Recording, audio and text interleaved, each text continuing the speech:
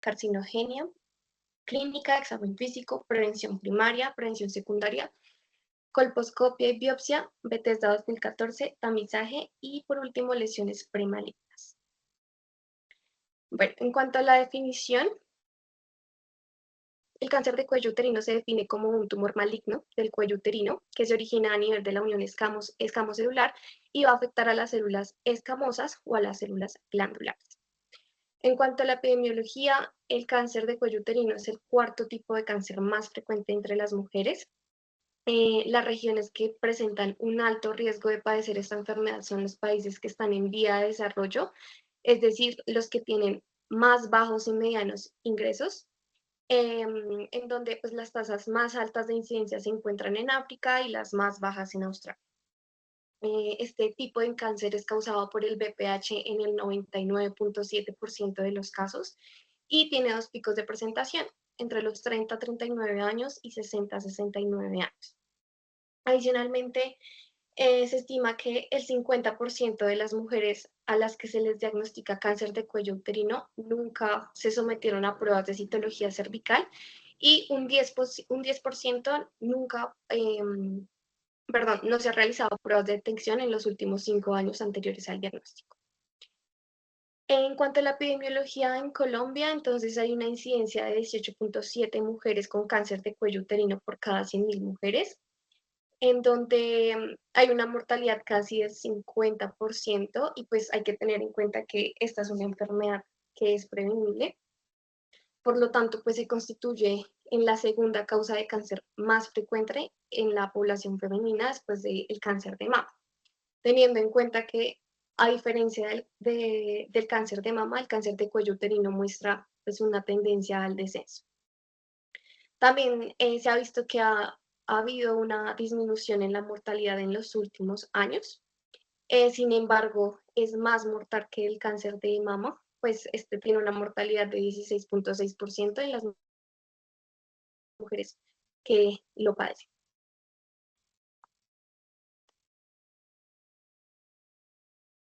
En cuanto a los factores de riesgo, entonces pues vamos a tener varios factores de riesgo, sin embargo, pues aquí les trajimos como los principales. Entonces, básicamente son mujeres en edad joven, es decir, mujeres menores de 25 años, múltiples parejas sexuales, pacientes inmunosuprimidas, tabaquismo, uso largo de anticonceptivos orales, multiparidad y también infección por VPH previa.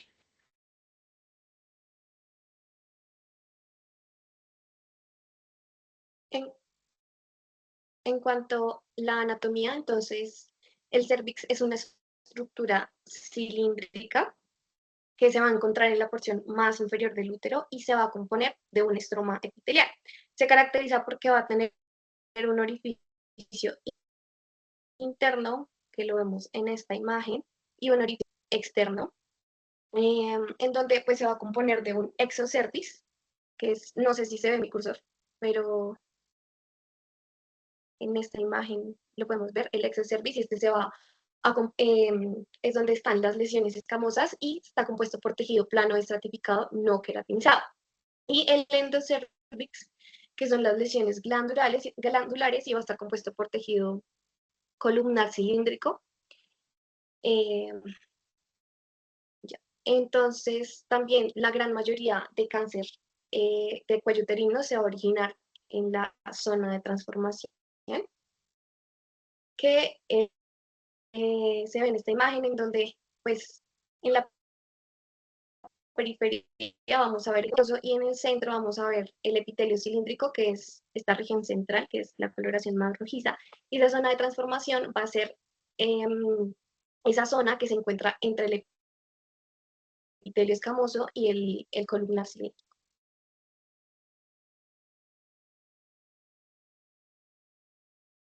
Listo, entonces en cuanto a la virología, básicamente es de la familia Papillomaviridae, es del género Papillomavirus. Este virus va a tener una cápside icosaédrica que se compone por 72 capsómeros y su ADN va a ser circular de doble hebra, el cual se puede dividir en varias regiones. Entonces, la primera pues región es la región de control, que es la que se va a encargar de tener como el centro promotor.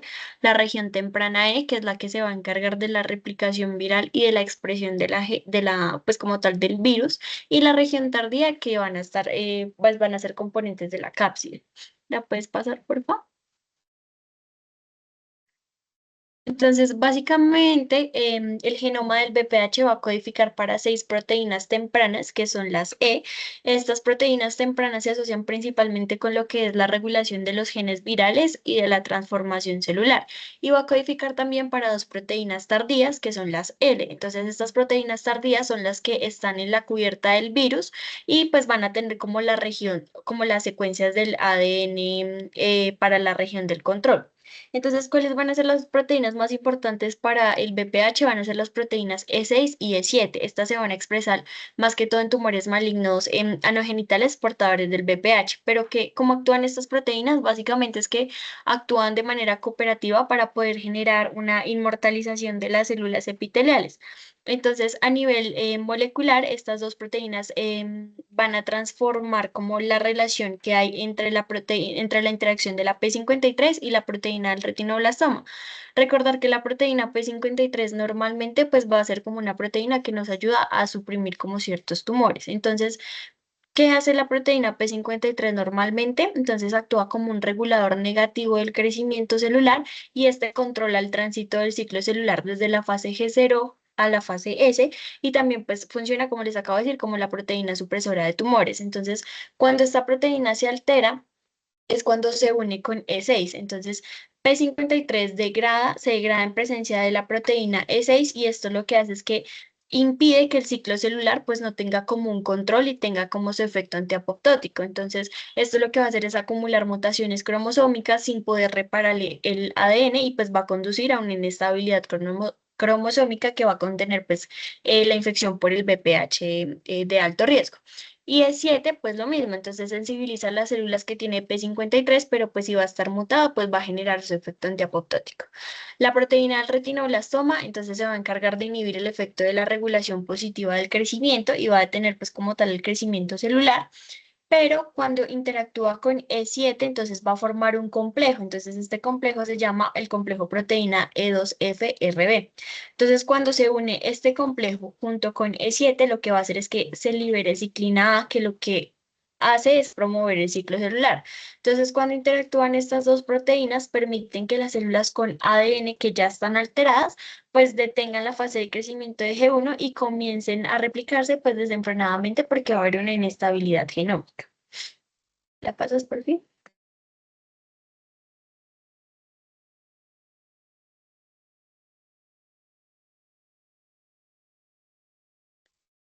Los genotipos de BPH, entonces hay alrededor de 150 tipos de BPH descritos, de los cuales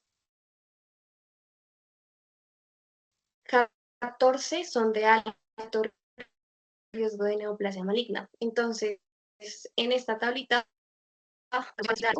en donde los que tienen mayor importancia son el tipo 16 y 18. Y los de tipo de bajo riesgo no congénitos no oncogénicos son los que se encuentran aquí y los más importantes son los 6 y 11, los cuales están asociados a generar verrugas genitales. Entonces, como dije anteriormente, el BPH16 es el tipo viral más frecuente encontrado en cáncer cervical, correspondiendo a un 50 o un 70% de los tumores y se asocia a mayor riesgo a desarrollar MIC3 o cáncer invasor. Y el BPH18, que es otro de los más importantes, el cual corresponde a 7 a 20% de los tumores.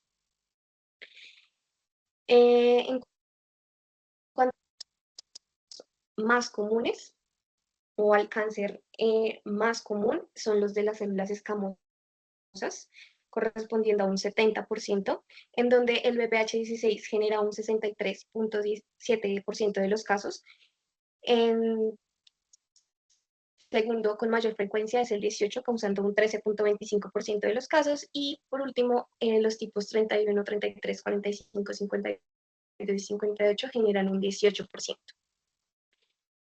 Eh,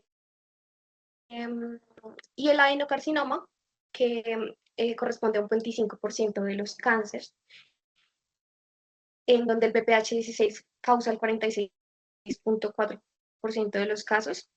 el 18 un 38%, y el BPH 31, 33, 45, 52 y 58 un 12%.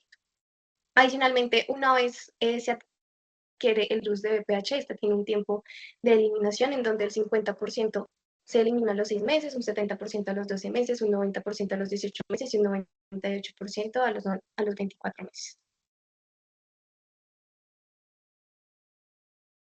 Entonces, ¿cómo se genera la carcinogenia cervicuterina? Entonces, va a haber un concepto que se llama el aclaramiento. Entonces, se cree que por este concepto hay un desarrollo como gradual de una respuesta inmune eficaz. Entonces, este aclaramiento puede contribuir a que se genere o no se genere como tal la infección y el virus se pueda mantener como en un estado latente, o sea, en un estado indetectable y que si bien o mal, se pueda o no reactivar.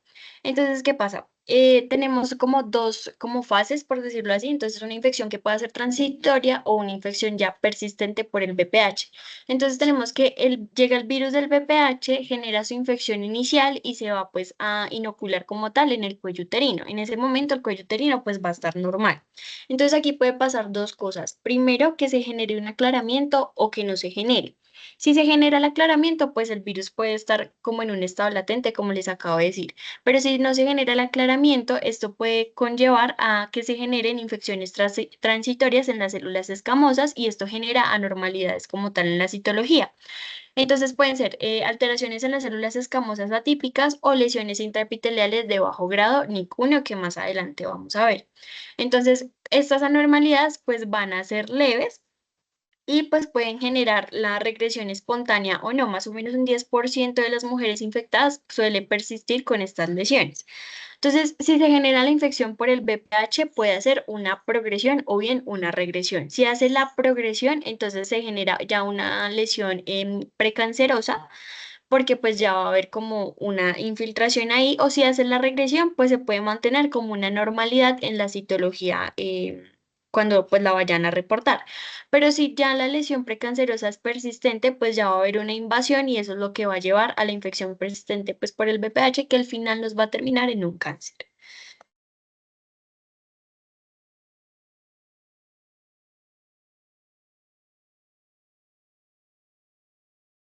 En cuanto a la clínica de este tipo de cáncer en etapas tempranas, es frecuentemente asintomático, pues lo que resalta aún más la importancia de una detección temprana. Pero en el caso pues, de las mujeres que presentan síntomas, lo más común es una presentación con sangrado vaginal irregular o abundante, o también pueden presentar sangrado postcoital. Algunas pacientes también pueden presentar un flujo vaginal que puede ser mucoide o purulento y maloliente. Sin embargo, pues este es un hallazgo inespecífico y puede confundirse con vaginitis o cervicitis. Y pues muchas veces en estas pacientes que están asintomáticas o que tienen síntomas tan inespecíficos se suele descubrir de manera incidental o durante los tamizajes que se hacen.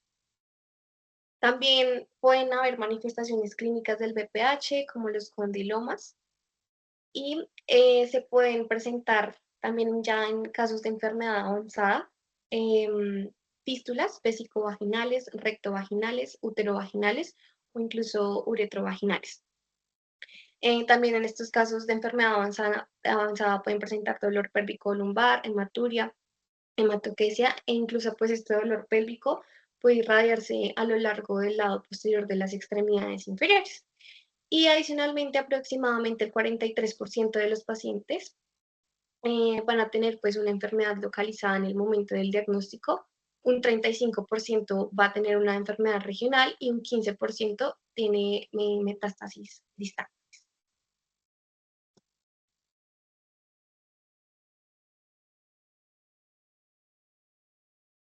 Para el examen físico, entonces lo primero que vamos a hacer es una inspección. Entonces, pues con la inspección queremos mirar lo que es el monte de Venus, labios mayores y menores, periné, región anal, y pues vamos a observar si hay como alguna alteración en cuanto a la forma, textura o si hay como masas o demás.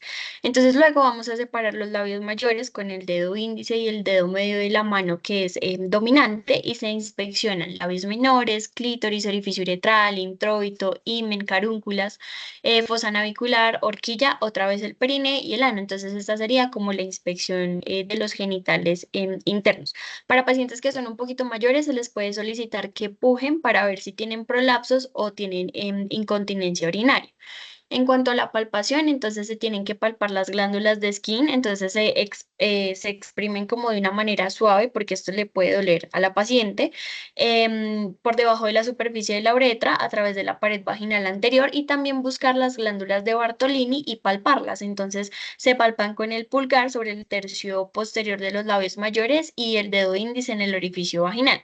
También pues se vuelve a palpar lo que es el monte Venus y genitales externos, pues para ver si hay alguna induración, alguna masa o alguna zona dolorosa. ¿La puedes pasar, por favor?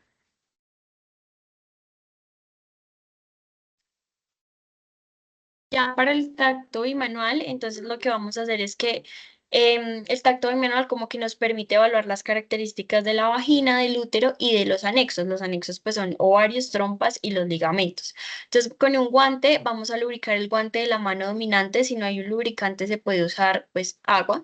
Se introduce lentamente los dedos índice y medio de la mano dominante y se identifican las características de la vagina. ¿Cuáles características? Entonces temperatura, elasticidad y longitud. Ahí mismo vamos a ubicar el cuello uterino para evaluar posición, tamaño, forma y consistencia. También si hay dolor a la movilización del mismo, ¿listo? Luego, con la otra mano, vamos a colocar esta mano en el hipogastrio y esta mano lo que nos va a ayudar es a definir las características del útero. Entonces, nos define posición, tamaño, forma, si hay dolor a la palpación bimanual. Ya después vamos a evaluar los sacos posteriores, entonces vamos a introducir pues los dedos hacia los fondos de saco e igual con la mano en el hipogastrio vamos a definir como las características del útero y de los anexos.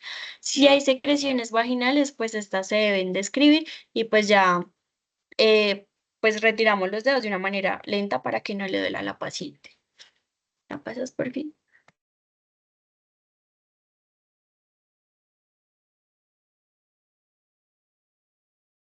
Entonces, la prevención primaria está dada por la vacunación. Entonces, hay tres tipos de vacuna para VPH. La vacuna bivalente, la vacuna tetravalente y la vacuna nonavalente. La vacuna bivalente, que es conocida también como Ceparix, va contra VPH 16 y 18 y esta se caracteriza porque contiene BLP, es decir, son partículas similares al virus. Sin embargo, pues esta no se encuentra disponible. La vacuna tetravalente, tetra, que quiere decir que va contra 4 tipos de pH, 6, 11, 16 y ay, perdón, la que está incluida en el PAI y contiene también partículas de BLP y una proteína de L1 recombinante. Y finalmente la vacuna nonavalente, que es conocida como Gardasil 9, llamada nona porque va contra 9 tipos que vemos acá. Porque contiene un ayudante de sulfato de hidroxifosfato de aluminio en el PAI y esta sí tiene un costo, pero es bastante alto. En cuanto a la efectividad, entonces aquellas mujeres, ay, ¿me escuchan bien? Escuchas Bueno, entrecortado un poquito. vuelvo y repito lo anterior, o no sé si ya me conecto desde el celular entonces.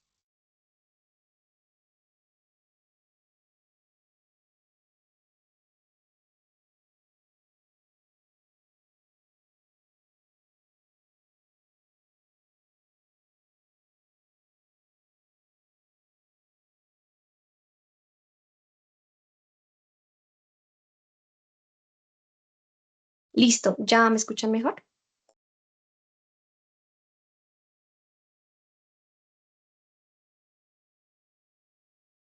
Sí, señora. Listo. Bueno, ¿vuelvo a repetir lo de las vacunas o sí, con efectividad? Bueno, Sí, entonces, sí, en se puede. cuanto... Listo, está bien, perfecto. Entonces, hay tres tipos de vacunas.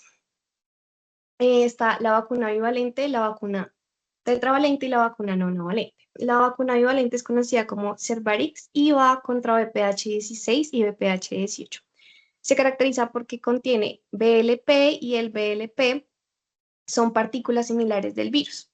Sin embargo, pues esta no se encuentra disponible. La vacuna tetravalente, conocida como Gardasil, y se llama tetravalente porque va dirigida contra 4 tipos de VPH, 6, 11, 16 y 18. Esta igual contiene partículas de VLP y contiene una proteína L1 recombinante. Adicionalmente, pues contiene un ayudante de sulfato de hidroxifosfato de aluminio. Y por último, bueno, y esta vacuna es la que está incluida en el PAI. Y por último, la vacuna nonavalente, que es conocida como Gardasil 9, que va dirigido contra 9 tipos de VPH, 16, 18, 6, 11, 31, 33, 45, 52 y 58. Y se caracteriza porque contiene un ayudante de sulfato de hidroxifosfato de aluminio. Sin embargo, pues esta nonavalente es muy costosa y creo que alrededor de 600.000 pesos. Bueno, en cuanto a la efectividad, entonces cuando se da la aplicación de la vacuna antes de inicio de la vida sexual, tiene una efectividad del 99%. Sin embargo, ya cuando se aplica después de inicio de vida sexual, esta tiene una eficacia, ya sea con una o más dosis, de casi el 83 a 96,1%. Y esta efectividad suele disminuir con la edad, especialmente pues en mujeres mayores de 26 años. En cuanto al mecanismo de acción, entonces esta utiliza una tecnología de ADN recombinante en donde se reparan a partir de proteínas L1 purificadas, las cuales tienen un autoensamblaje para formar cubiertas específicas de BLP. Y estas BLP intactas lo que hacen es formar anticuerpos protectores, interfiriendo pues con el proceso de transmisión viral, uniéndose al VPH y neutralizando esto para pues evitar que penetre las células llana epiteliales. En cuanto a esquemas de vacunación, entonces la vacuna VPH se debe colocar entre los 9 hasta los 45 años, en donde en los 9 a 17 años es la que está pues incluida en el PAI, donde se coloca la vacuna Gardasil tetravalente, única dosis tanto para mujeres como para hombres, pero sin embargo para los hombres es entre los 9 a 14 años. Y entre los 18 y 45 años se puede colocar la vacuna Gardasil tetravalente o Gardasil 9. Sin embargo, pues acá se recomienda 3 dosis, una en el mes 0, otra al mes o a los 2 meses, y la tercera que es a los 6 meses.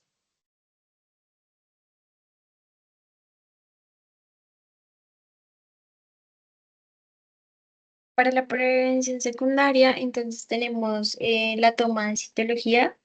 Entonces, pues vamos a ponerles como un video para que sepan más o menos cómo se toma la citología. Como recomendaciones generales, pues es importante que no se tome durante los días de comienzo y fin de la menstruación y que no se usen lubricantes porque pues vamos a utilizar esa muestra y el lubricante lo que va a hacer es dañarnos la muestra.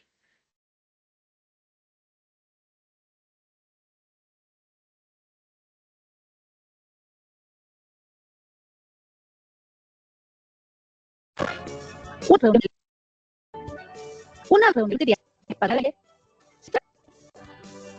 portaobjeto rotulado con las iniciales de la paciente,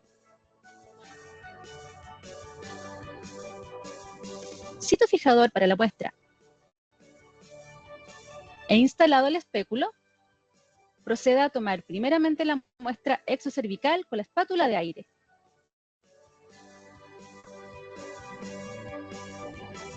Realice un giro de 360 grados a favor de las manecillas del reloj.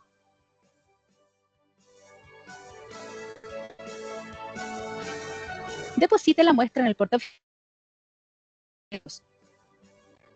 Ahora veremos más de cerca. Apoye la espátula de aire y rote en 360 grados, abarcando toda la zona de transformación.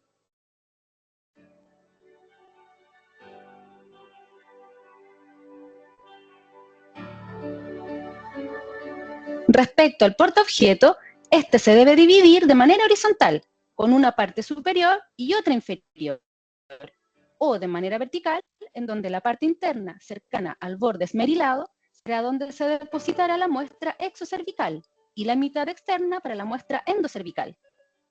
La muestra exocervical se puede montar haciendo movimientos circulares o realizando movimiento recto, o también depositándola en la parte horizontal superior del portaobjetos con movimientos circulares o rectos.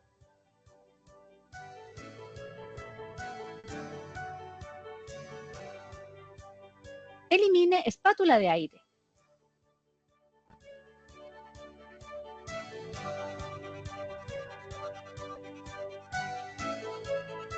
Luego, con CytoBratch, tome la muestra endocervical.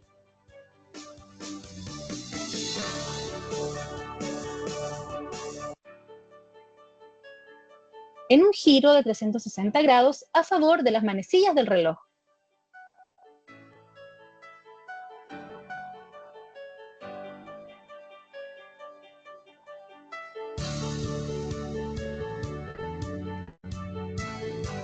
Ahora veremos más de cerca.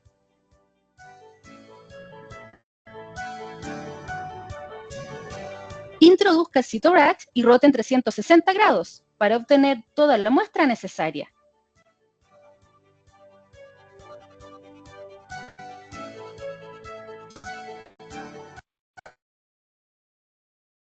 Deposite la muestra realizando un movimiento de esparcimiento rotatorio en contra de las manecillas del reloj de manera vertical en la zona externa del portaobjetos, o cuando se realiza la división horizontal en la zona inferior del portaobjetos.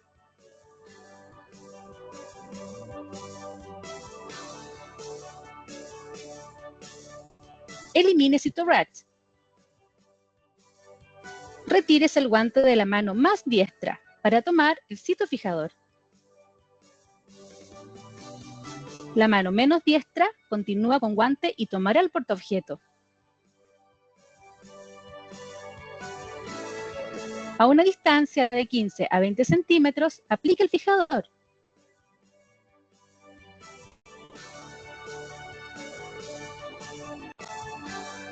Y deje secar para luego adjudicar.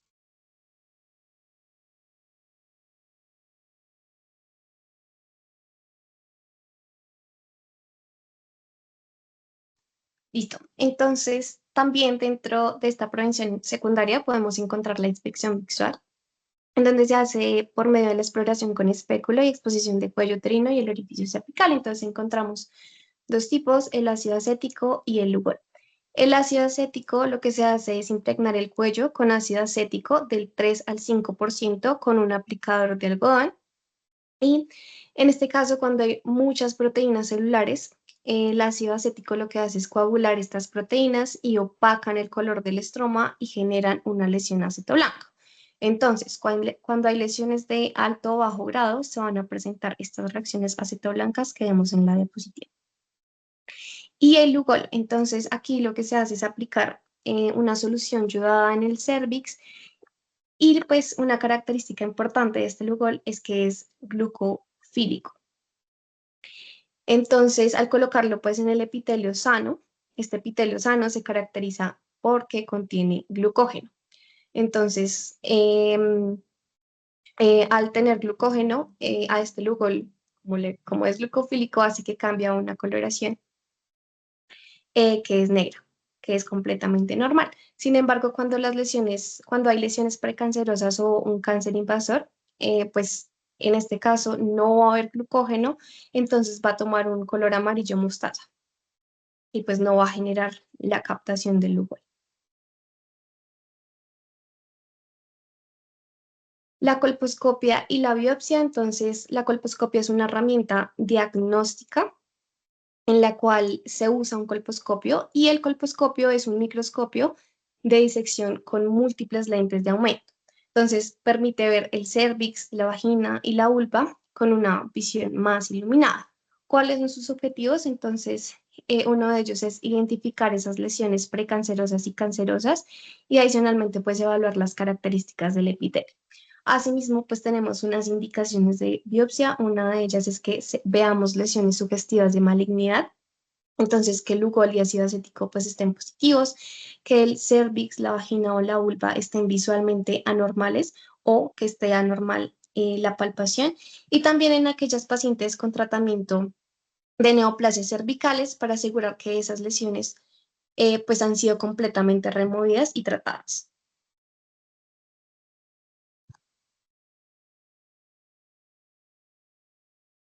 Listo, entonces tenemos el sistema Bethesda 2014, entonces básicamente este sistema es el que nos ayuda como al reporte de la citología. Entonces primero se debe indicar si la muestra es convencional o si es una muestra en preparación líquida.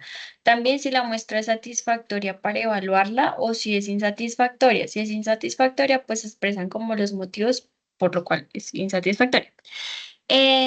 Luego se hace como una interpretación del resultado. Entonces, puede ser negativa para lesión intraepitelial o malignidad, es decir, que no hay evidencia de una lesión o de malignidad en la muestra de la citología.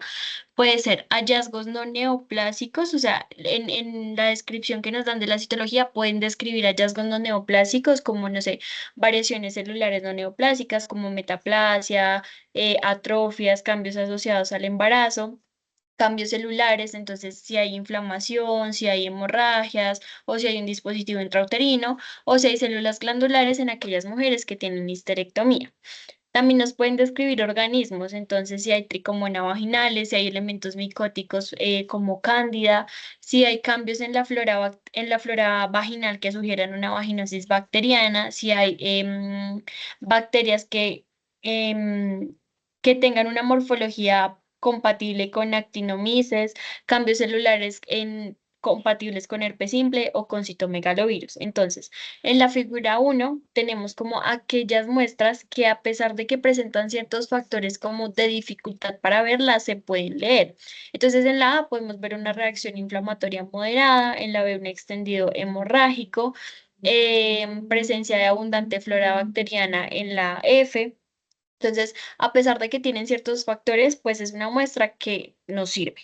Pero en la figura 3 entonces ya vemos como el lado opuesto, son muestras que son rechazadas para la valoración porque tomaron una extensión como muy gruesa, porque hay una reacción inflamatoria muy severa, o hay hemorragia que no permite ver como tal las células, o hay contaminación con talco de los guantes al momento de tomar la citología, o la paciente estaba haciendo un tratamiento tópico antes de la muestra. ¿La pasas por fin?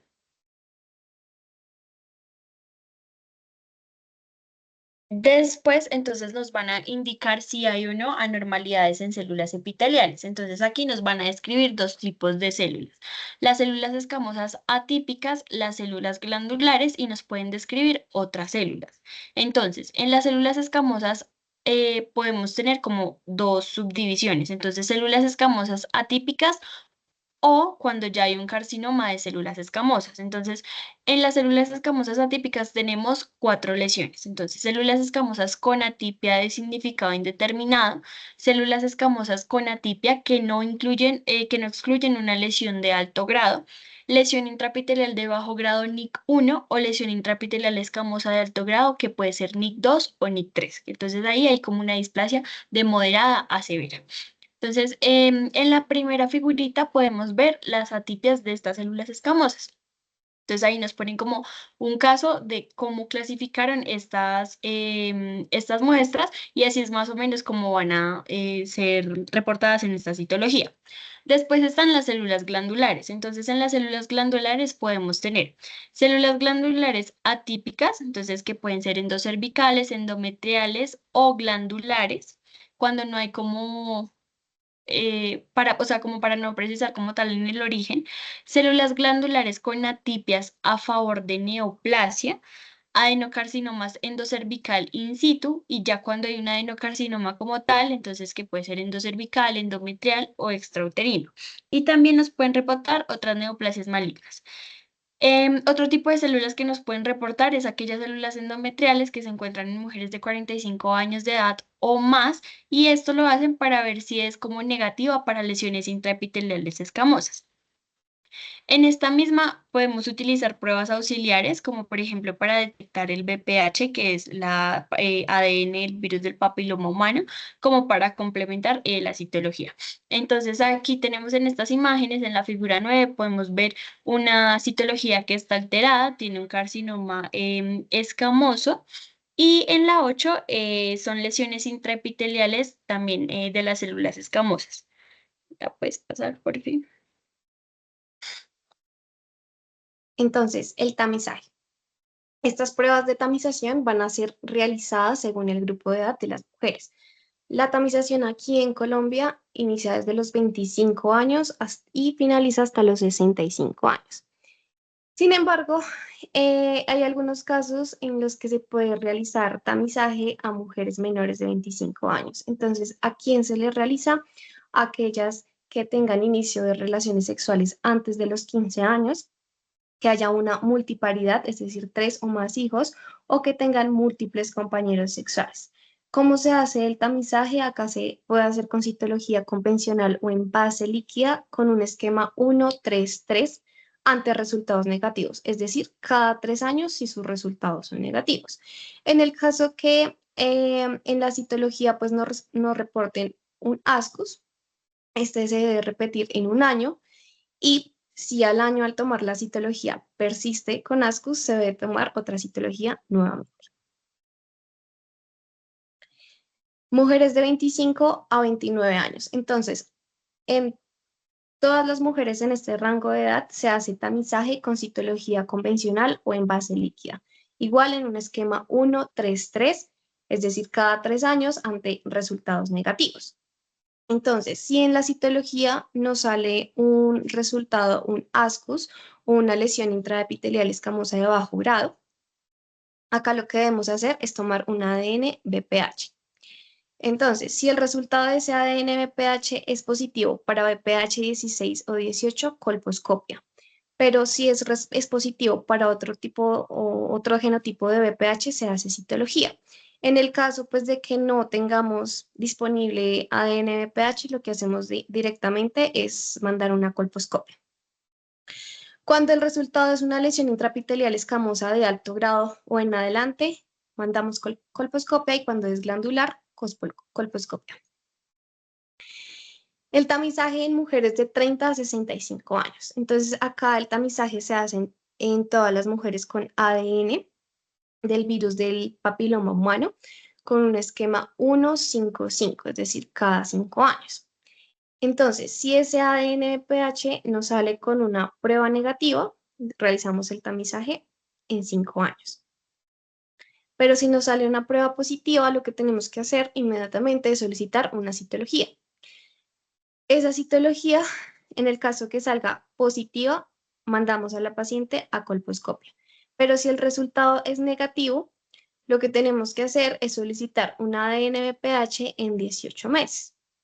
Si esta prueba de ADN BPH es negativa, hacemos un tamizaje en 5 años. Pero si es positiva, mandamos a la paciente a colposcopia. Este es el esquema que nos da la guía colombiana. Es lo mismo que expliqué, pero igual pues la dejé acá para si la quieren ver. Bueno, entonces, como dije, el tamizaje finaliza a los 65 años. Se suspende pues la tamización.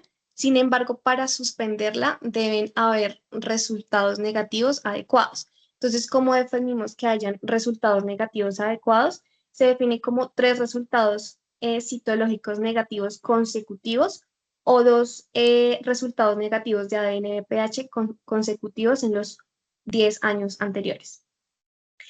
Y en mujeres que se les realiza histerectomía por patología no maligna, no se debe continuar pues la tamización en estas mujeres independientemente pues de la edad en la que hayan sido sometidas a la histerectomía, siempre y cuando pues sea por patología benigna y que no tengan antecedentes de patología cervical. En el caso que hayan antecedentes de NIC2 o NIC3 o adenocarcinoma in situ, siempre pues se debe continuar con las pruebas de detección durante un total de 20 años después de la regresión espontánea o el tratamiento adecuado.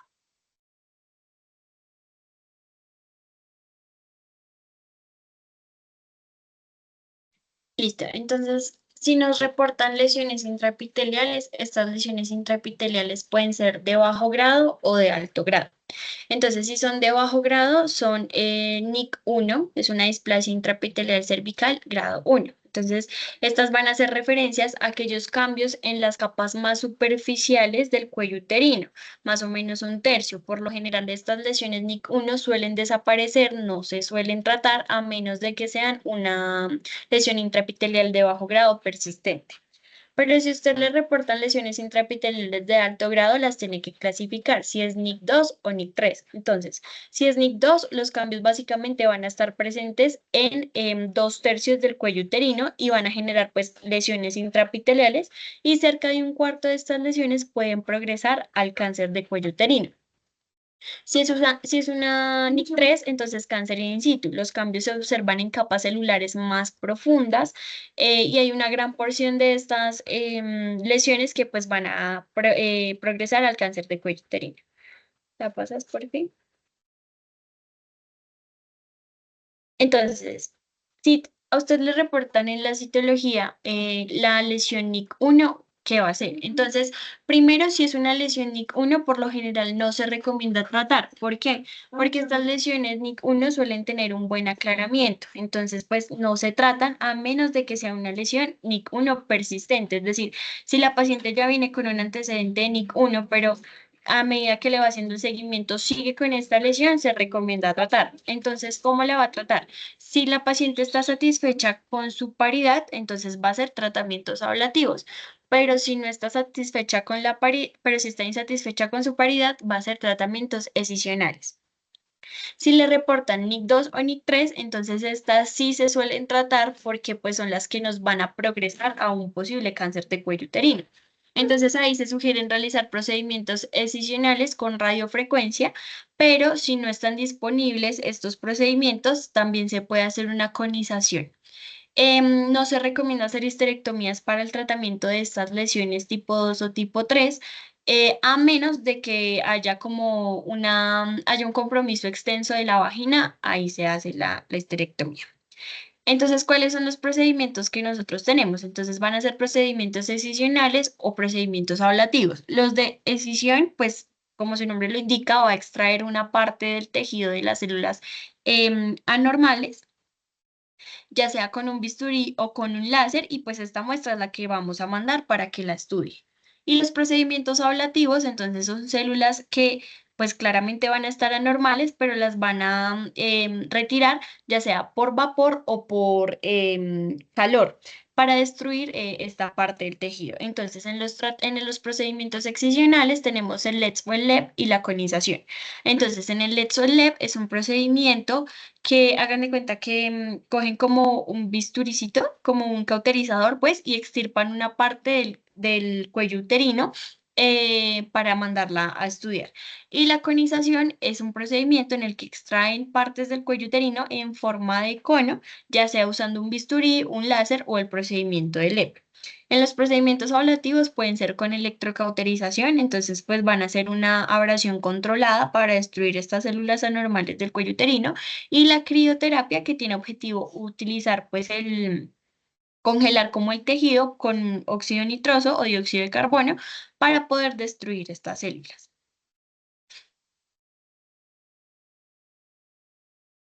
Y ya finalmente el seguimiento, entonces una vez usted haya como hecho todos los procedimientos, entonces si era una lesión NIC1, lo que les decía, rara vez progresan a cáncer, pero si es una lesión persistente, se toma una citología cada 6 meses.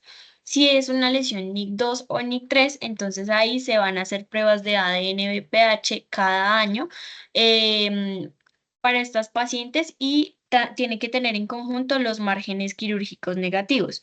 Pero si en dado caso no hay pruebas ADN BPH, usted las puede seguir con citologías cada 6 meses, también con bordes quirúrgicos negativos.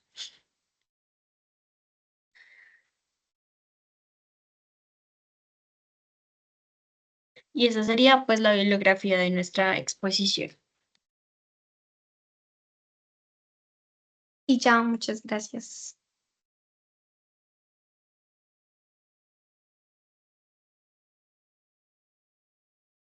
Bueno, chicas, buenas noches a todos. Bueno, primero felicitarlas, sé que es un tema largo, no es un tema fácil. Me parece que abordaron todo, pues lo que incluye la guía colombiana. Sí me gustaría hacer como, bueno, como unos puntos como claves a recordar. Em, la infección por virus del papiloma humano es una causal, más no la única condicional para que se desarrolle un cáncer de cuello uterino. El deber de nosotros como profesionales de la salud, independientemente de la especialidad que tengamos, es lograr dar la información y las herramientas a las pacientes para que conozcan sus derechos sexuales y reproductivos, para que conozcan las cosas que modifican pues su salud, intervengan sobre los factores de riesgo que la rodean, y estén tranquilas en caso de que haya que hacer intervenciones.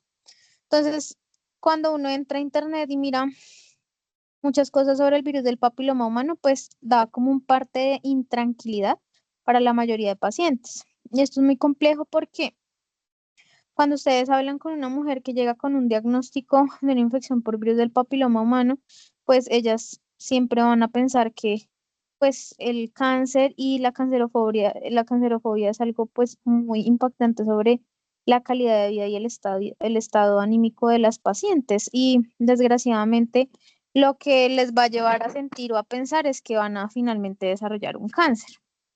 Y esto es muy complejo porque, pues obviamente eso hace que las pacientes no tengan claro cuál es el procedimiento a seguir y muchas veces opten por procedimientos que no son necesarios. Entonces, pues el virus del papiloma humano, si yo cojo a 10 mujeres, entre los 25 y los 35 años, más o menos 7 van a salir positivas para infección por virus del papiloma humano. Es una infección de transmisión sexual, la enfermedad de transmisión sexual más prevalente a nivel mundial.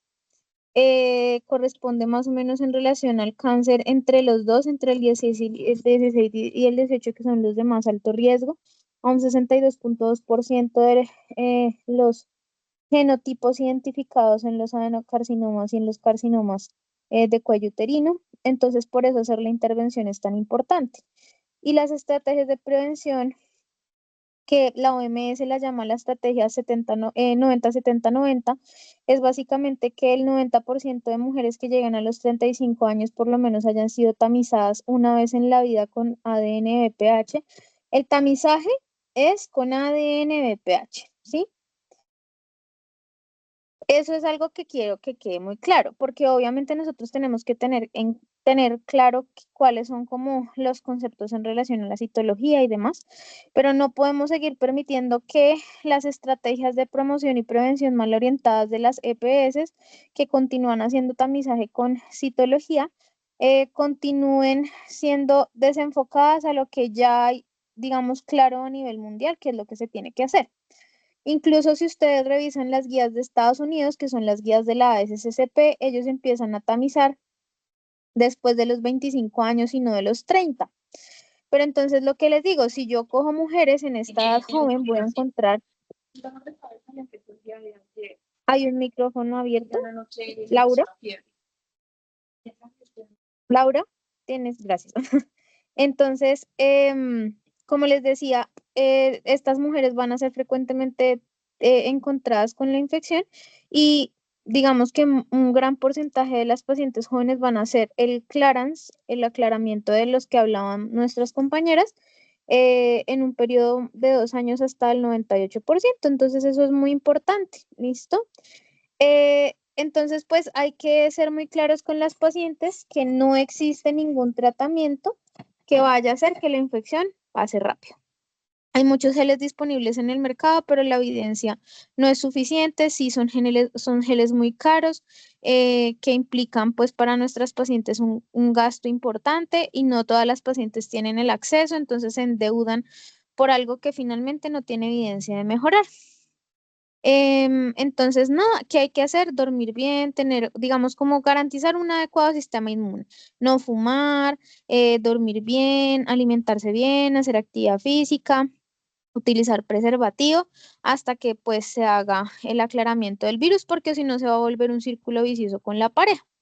Entonces, eso es en relación a la infección por el virus del papiloma humano. Entonces, era 90%, perdónenme, voy a volver a corregir, estrategia 90-70-90, 90% de mujeres que hayan sido vacunadas, o sea, niñas vacunadas antes de los 15 años. Entonces, estrategia de prevención primaria. Estrategia de prevención secundaria. Entonces, ya muy posiblemente tengo la infección, entonces, ¿cómo voy a tamizar la población? Acuérdense que una prueba de tamizaje es una prueba barata, muy sensible, que yo aplique a una población que está en riesgo. Por eso se hacen pacientes entre los 30 y los 65 años. Yo les aplico esta prueba para detectar aquellas que tienen infección por virus del papiloma humano, y esa es la segunda estrategia, que es idealmente una prueba a los 35 años máximo y otra antes de los 45, ¿sí? Y la otra, que sería el otro 90, es que de esas pacientes que yo detecto con lesiones preinvasivas o con cáncer, pues reciban tratamiento. Que pues cuando si uno lo mira en objetividad, pues no debería ser el 90, debería ser el 100, pues porque todas deberían ser llevadas a tratamiento, pero como bien saben, pues no todos los países tienen pues, la misma posibilidad de accesibilidad. Y es que si ustedes miran, los países de bajos y moderados ingresos son los que más incidencia tienen. Y desgraciadamente, la mitad de las pacientes van a fallecer por este diagnóstico. Es decir, tenemos una incidencia de 14,1 y el 7,4 fallecen. Entonces, es una mortalidad muy alta. Eh, Esto es en general como de la infección. Entonces, tamizaje después de los 30 años, cada 5 años con test de ADN-DPH. A ustedes les cuesta, se gastan un minuto como médicos generales revisando la historia clínica de la paciente. Eso siempre están los laboratorios entrando a mirar, venga, esta señora ya tiene test de BPH, en vez de simplemente, señora, ya sí se le hizo la citología, tome, se la regalo. Y pues no. La citología es una prueba de triage, es decir, una vez yo ya tengo identificada a la paciente que tiene infección, me ayuda a clasificar el riesgo, porque una paciente con un test de ADN BPH positivo, tengo que saber cuál va a ser el riesgo de que ese BPH positivo esté relacionado con algún tipo de lesión preinvasiva. Y eso nos ayuda, digamos, como la citología, para después poder hacer una relación entre el resultado de la citología y la colposcopia. Entonces, es decir, no tiene sentido que yo haya hecho una biopsia en el cérvix, que tenga una lesión que en la citología es de alto grado y que la biopsia sea de bajo grado. Algo no, o no tomé la biopsia donde era, algo está pasando, y si yo lo dejo pasar, pues eso va a terminar en que de pronto sí haya algo preinvasivo y se termine convirtiendo en un cáncer porque yo no lo abordé de la forma correcta. Entonces, la citología nos ayuda a hacer un triage para después poder hacer una correlación citocolposcópica con las biopsias y los hallazgos en la colposcopia. Eso muy posiblemente no lo van a ver ustedes. A mí me interesa que ustedes se lleven claro. Entonces, ¿a quién mando yo a colposcopia? Que la colposcopia es hecha por ginecólogos. Entonces, pacientes con infección por genotipos 16 y 18, esas pacientes, según guías internacionales, tienen que ir directamente a colposcopia. Eso no está incluido en nuestra guía, pero el 16 y el 18 sí son el 62,2% de las causas de cáncer de cuello uterino. ¿Cómo no las voy a mandar a colposcopia? Voy a esperar hasta que tomen la citología. La citología se demore 15 días más en salir. Y acuérdense que cuando una paciente tiene un diagnóstico de cáncer de cuello uterino, por cada día que yo retrase el tratamiento, aumenta 1% la mortalidad. Entonces, pues imagínense, hay que iniciar tratamiento cuanto antes. Entonces, yo tengo la prueba de triage positiva, de tamizaje positiva, realizo una prueba de triage, pero voy enviando los 16, 18 de una vez a colposcopia, y en general, lo más importante es que todo lo que sea de ASCUS para arriba debería ir a colposcopia. Es muy debatido enviar a los ASCUS con BPH positivos a colposcopia, pero miren que hay una gran proporción de esos ASCUS que resultan tener algún tipo de NIC en la biopsia. Entonces, un ASCUS es básicamente que el patólogo mira las células de la citología en el microscopio y no logra decir si es una lesión de bajo grado o es una reacción, por ejemplo, por inflamación. Los ASCU son muy inespecíficos, como lo dijeron las compañeras, en las mujeres embarazadas, pacientes por radioterapia, infecciones vaginales, o sea, hay muchas causas, pero no nos podemos quedar con un resultado como tan tranquilos. Sí nos podemos quedar tranquilos cuando yo tenga una prueba positiva y una citología que sea negativa para lesión intraepitelial. Entonces a esa paciente le puedo repetir ese test de ADN pH en 18 meses, esperando el clearance que para los 18 meses es más o menos del 90%. Y cuando yo logre ese clearance del 98%, pero y si persiste la infección, entonces esa paciente sí la envío a colposcopio. Eso es lo que dice nuestra guía colombiana. Entonces, eso es lo más importante para que sepamos a qué pacientes enviar a colposcopia. Ahora es muy diferente la prioridad que yo le tengo que dar a una paciente, por ejemplo, con una lesión de bajo grado, a la que yo tenga una citología o digamos que les llegue a ustedes a su consultorio, no viene haciendo tamizaje con ADN de pH, sino que llega con una citología con un ASH.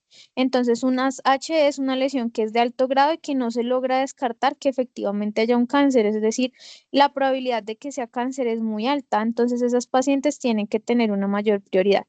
Cada EPS tiene como sus programas muy bien establecidos, ¿saben? Como de, ay, la citología y entonces la revisa la patóloga y si encuentra algo la llaman y casi que nunca llegan al médico general, sino que durante los programas como de análisis y demás de los resultados, ellos mismos pues orientan a la paciente. Por ejemplo, en Sanitas, ¿qué pasa? Si yo hoy me tomo un test de BPH y me sale positivo, a mí me llaman esos resultados del laboratorio y los mandan directamente al programa de colposcopia y colposcopia me llama y me dice, venga, hay que hacer esto, ¿listo? Pero para que lo tengan claro, 16, 18 son de muy alto riesgo colposcopia, siempre que tengan una tamización positiva con BPH, hacer citología y los resultados, si es al revés, si me llega primero con la tamización con citología, pues tomen un BPH, pero si ustedes tienen lesiones de alto grado en citología, ASH, o reportes de carcinoma in situ, pues yo no, de carcinoma in situ, de carcinoma infiltrante, pues ustedes no se van a esperar a que le tomen un BPH y salgan un mes para mandar la colposcopia. Entonces, sí se lo piden porque es ideal saber qué tipo de BPH tiene la paciente, pero pues lo ideal es remitirla de una vez. Ahora, ¿qué pasa cuando lleguen a urgencias y ustedes encuentren una paciente que viene por hemorragia uterina normal o por abundante sangrado? Pues ustedes ya saben que tienen que a todas las pacientes hacerle un examen ginecológico completo. Y eso incluye que poner un berraco espéculo. Miren, de verdad, yo he tenido pacientes embarazadas a las que el ginecólogo nunca se le dio por, venga, es una paciente embarazada, no pasa nada con poner un espéculo. Y he tenido pacientes embarazadas que llegan con tumores en el cérvix que nunca nadie detectó porque no se les ocurrió poner un espéculo en el examen físico. Entonces, el hecho de que no seamos ginecólogos no significa que no tengamos que saber hacer un examen ginecológico. Entonces, la especuloscopia es muy importante y uno ahí puede ver masas y si ustedes están en urgencias y tienen un biotomo, no les dé miedo, biópsenla, porque entonces es que ustedes van a decir, ay, no, aquí no hay gineco, que es lo que más le pasa a uno en el rural, nunca hay ginecólogo. Entonces, voy a pedir la valoración por ginecología y entonces el ginecólogo tiene cupo para ver a la pobre señora en 2 meses. Entonces, hasta dentro de 2 meses que el ginecólogo la vea, le va a ver la masa y le va a mandar a biopsia que se va a demorar otro mes. No, si ustedes ven una paciente que viene por hemorragia uterina normal y ponen un espéculo y ven una masa y tienen un biotomo, biopsienla y envíen esa masa a patología con estudio inmunistoquímica para poder orientar muchos de los diagnósticos en las pacientes con cáncer de cuello uterino. Nosotros quisiéramos hacerlo de forma temprana. Para eso es la tamización. Pero muchas de las pacientes llegan con estadios avanzados. O sea, cuando llegan en estadios avanzados, llegan en estadios 3B, 3C, que ya son estadios localmente avanzados, que si bien su objetivo es curativo, pues digamos que el riesgo de recurrencia de la enfermedad posteriormente es muy alto. Entonces, si pueden biopsiarlas, biopsienlas. Biopsia, el Moncel es una muy buena herramienta, solución de Moncel, hace ahí como una coagulación de las proteínas que nos ayuda a hacer hemostasia y tapónenlas. Mechas, como las mechas que uno pone en la nariz, ustedes pueden tenerlas en su servicio de urgencias. Si no tienen mechas, amarren una gasa larga de punta con punta y hagan una mecha larga. Pone uno el espéculo y con una pinza, una Rochester, con una pinza de disección, entonces hacia arriba y empujan duro la gasa, luego hacia abajo y empujan duro la gasa, es taponar la vagina para disminuir el sangrado. Si está anémica, transfundirla, se puede hacer embolización de arterias uterinas, pero si ustedes no cuentan con nada, tienen que mejorar, como en todas las reglas del trauma, controlar el sangrado y remitir si yo no tengo los medios. Pueden tomar la biopsia de una vez, que ustedes le quitan, como le disminuyen el tiempo de espera a esa paciente, taponan para controlar el sangrado y remiten, pero ustedes pueden tomar las biopsias y le pueden mejorar como el pronóstico a esa paciente. Ya digamos que el manejo del cáncer de cuello uterino, pues digamos que a mí no me interesa que ustedes lo sepan, pues porque lo importante es saberlo detectar.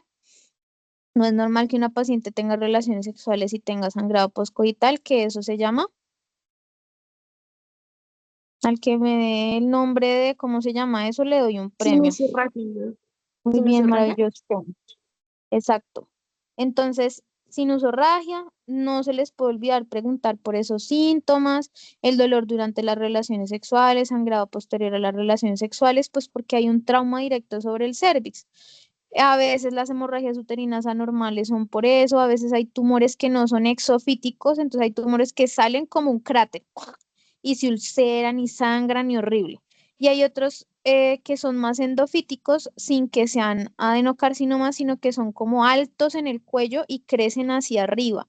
Y entonces hacen infecciones piometras, el útero empieza pues como no tiene cómo drenar, por ejemplo, la sangre de la menstruación, entonces hacen hematometras, eso se sobreinfecta y hacen piometras, y empieza a haber un montón de cosas y síntomas en las pacientes que no necesariamente tienen que ver con el sangrado.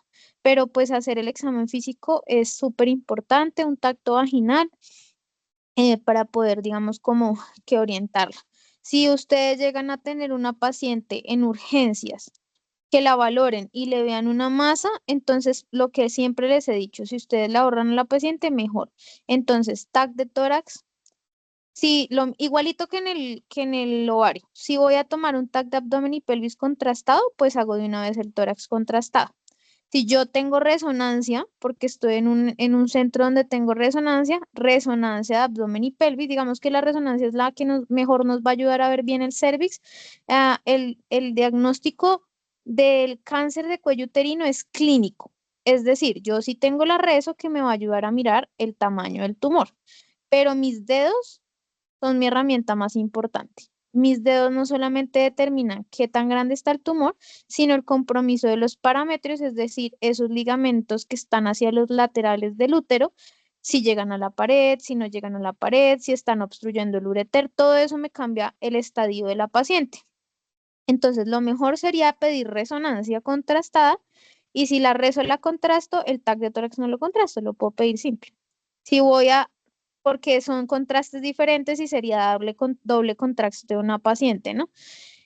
Si yo voy a hacer un TAC de abdomen y pelvis contrastada, pues puedo pedir un TAC de tórax contrastado porque tienen el mismo contraste. Y si yo mando a mi paciente con esos estudios, pues mejor. Un hemograma para ver qué tanto se está anemizando, si necesita transfusión, que es como por lo que más consultan las pacientes con cervix a urgencias, por la hemorragia marcada y que toca transfundirla si es una catástrofe. Mirar que no tenga leucocitosis, que no tenga un flujo demasiado fético, porque la necrosis en el cervix genera un olor terrible, pero hay que saberlo diferenciar de cuando las masas están sobreinfectadas. Entonces, en ese orden de ideas, habría que, por ejemplo, empezar antibiótico y eso también se puede tener en cuenta pues con la presencia de leucocitosis en el hemograma.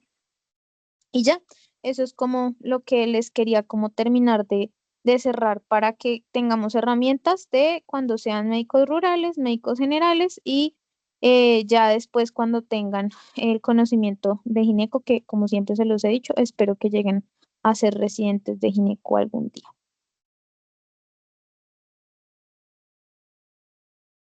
Gracias, doctora.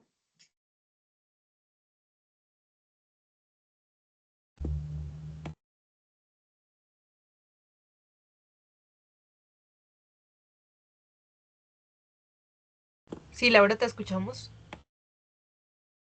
Yo tengo una pregunta. ¿En las mujeres embarazadas la colposcopia se puede hacer en cualquier trimestre o se hacen en las semanas entre 17 y 27 o no se podría realizar? Entonces, miren, la citología se hace en cualquier momento. Si la señora le llega a las 34 semanas y la señora no se hace una citología nunca en su vida, zámpenle la citología si es lo que tiene. Si pueden hacerle un BPH, mejor. Revisen, ¿no? Si tiene un BPH, la señora tiene 32 años y a los 30 alguien muy juicioso le mandó su prueba de BPH, pues entonces no le vuelvan a pedir. Eso es el tamizaje, ¿sí? Todas las pacientes deben tamizarse. Ahora es muy diferente cuando yo lo quiero enviar a colposcopia. Entonces, pacientes con test de ADN BPH positivo, pues deben ser llevadas a citología como si no estuvieran embarazadas. No pasa nada, no aumenta el riesgo de pérdida del embarazo, ni APP, ni nada de eso, ni aborto, nada. Porque yo no meto el escobillón al endocervix, solamente tengo que borrar las células de la zona de transformación. La colposcopia, entonces se hace cuando nosotros, por ejemplo, un ascus, pues es que la señora está embarazada. Entonces el ascus es una lesión inespecífica, muy posiblemente inflamatoria por los cambios del embarazo. Entonces ascus pues sería normal en una embarazada con un BPH que sea negativo, ¿no? Si yo tengo una lesión de alto grado, unas H, entonces esas señoras sí tienen que llevarse a colposcopia, idealmente en segundo trimestre del embarazo, ¿listo? Entonces después de semana 14 se pueden llevar a colposcopia. La colposcopia es con el ácido acético y el lugol que ustedes muy bien explicaron, y eso nos ayuda a ver lesiones que sean sugestivas de sitios donde hay cambios displásicos o que hay infección por el virus del papiloma humano. Solamente aquellas pacientes en las que hayan signos epitelio muy aceto blanco, vasos muy anormales, un puntillado muy grueso, un mosaico grueso, una zona de lugol claramente negativa. Acuérdense que el lugol es negativo y las zonas acetoblancas son zonas acetoblancas, tenues o intensas, ¿sí? Pero entonces el lugol es negativo para que me dé una indicación de que no pintó, es decir, ahí hay infección, ¿listo? Entonces, no es que lugol positivo porque para mí es como de infección, no, es lugol negativo las que son sugestivas de que ahí hay una lesión. Se hacen estos dos test y si yo veo una lesión que sea altamente indicativa de que hay una lesión infiltrante, solamente a esas les tomo biopsia, porque obviamente la biopsia, si es algo agresiva, aumenta el riesgo de pérdida del embarazo, no a todas se les hace biopsia, ¿listo? Entonces la biopsia. Pero entonces solamente a esas pacientes en las que se sospeche y luego se hace la colposcopia si no es sugestiva de alto grado, entonces por ejemplo parece un bajo grado, o la paciente no quiere hacerse biopsia porque no se quiere arriesgar en su embarazo, se les hace seguimiento colposcópico cada trimestre, tienen bebé 6 a 8 semanas posparto, se vuelven a llevar a colposcopia y ahí sí ya puedo hacer biopsias seriadas, cepillado endocervical, ¿listo? Que pues hay días que dicen que en 16, 18 en la colposcopia se debería tomar una muestra endocervical, pero pues eso no lo puedo hacer en el embarazo porque voy a hacerle una ruptura de membranas a la señora. Entonces ya después del embarazo, ahí sí puedo hacer la colposcopia completica. Pero pues idealmente en el embarazo solamente después de semana 14 y biopsia de acuerdo a si yo sospecho que hay un cáncer o sí, que hay una lesión altamente sugestiva de ser cáncer. ¿Listo? Listo, gracias. Bueno, chicos, muchas gracias. Sé que era un tema largo. Espero que les haya gustado. Gracias a todos por la participación. Gracias, doctora, por acompañarnos. Y muchas gracias a las Bueno, ponentes. Espectacular presentación. Es que tengan una buena noche. Nos vemos dentro de 8 días. Lo que teníamos de las preguntas y eso lo respondemos por el grupo porque ya es bastante tarde. Eh, no sé si Sofi estás por ahí. Puedes tomar asistencia, pero de Teams y ya. Para ahorrar tiempo, por favor. Sí, Majo, ya tomamos asistencia con los que estaban en la reunión. Listo, perfecto. Muchas gracias. Que tengan buena noche. Que descansen. Gracias por Bueno, conectar. que descansen. Gracias, buenas noches. Hasta luego, buenas noches.